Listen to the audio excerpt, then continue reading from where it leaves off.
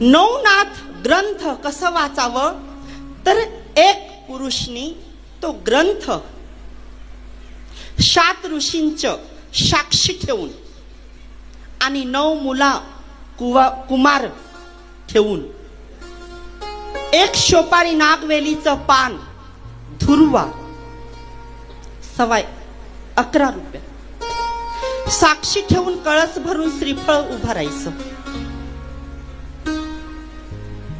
आणि एकाने वाचायचं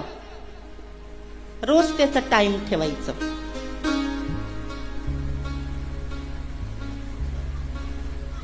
आणि बाकीचे व्यक्तींनी ऐकायचं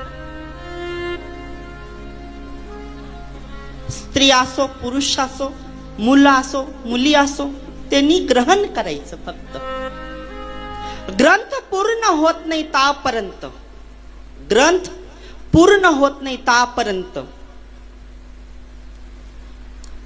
लघवीचं थेंब शरीरावर उडलं नको पाहिजे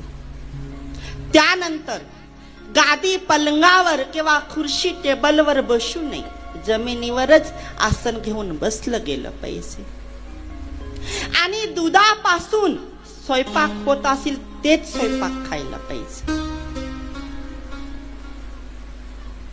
आणि ग्रंथ परिपूर्ण होत नाही तापर्यंत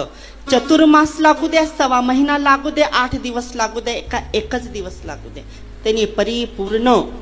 तेवढे दिवस 1 न 2 दिवस नाही बरं तेवढे दिवस संन्यास पाळूनच तो ग्रंथ वाचन केलं पाहिजे